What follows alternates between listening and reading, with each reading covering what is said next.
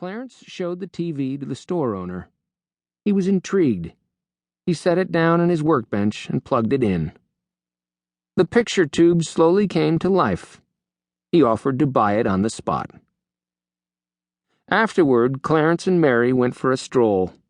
It was a golden autumn afternoon. They walked till they came to the edge of town.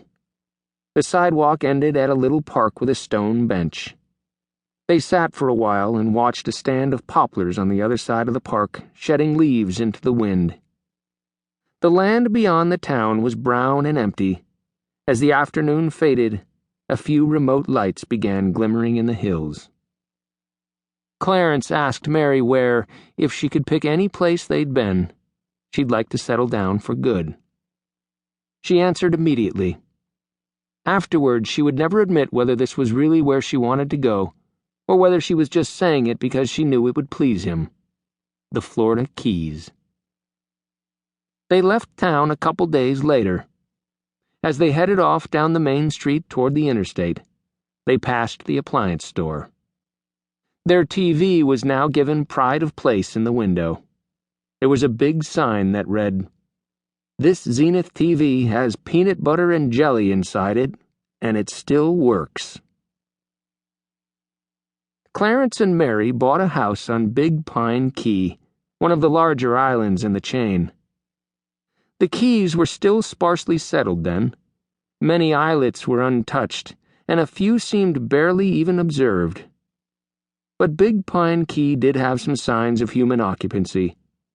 There was a little cluster of houses and commercial buildings near the main highway that passed for a town. There was even a post office and a general store. The house that Clarence and Mary found was on the beach, down a dirt road off the main highway. It was a hot, windy, sun-dazzled spot. Only a few other houses were within walking distance. The most prominent local landmark was a canal down the shoreline where alligators congregated to sun themselves. Just as soon as Clarence and Mary were settled in, they resumed their old routine. Clarence got up before dawn each day and went out fishing in a little outboard boat. Mary would find a picturesque spot, of which there was no shortage, where she could work on her paintings.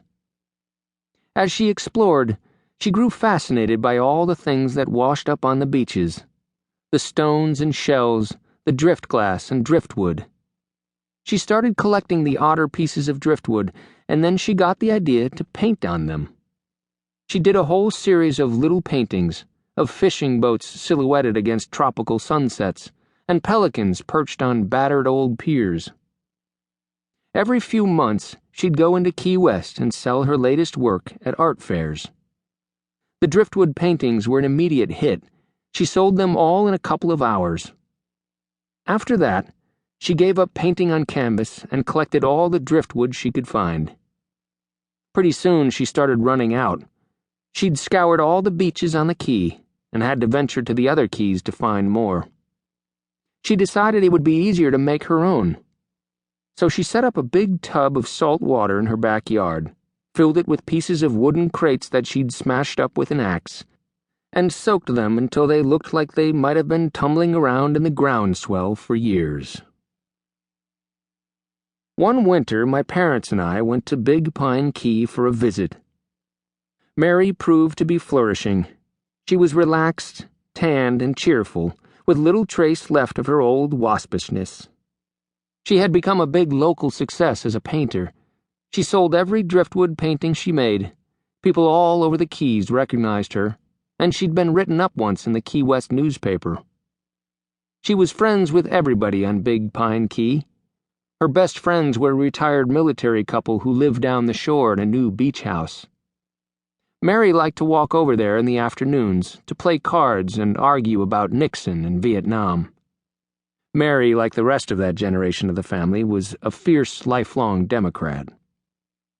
Clarence wasn't doing as well.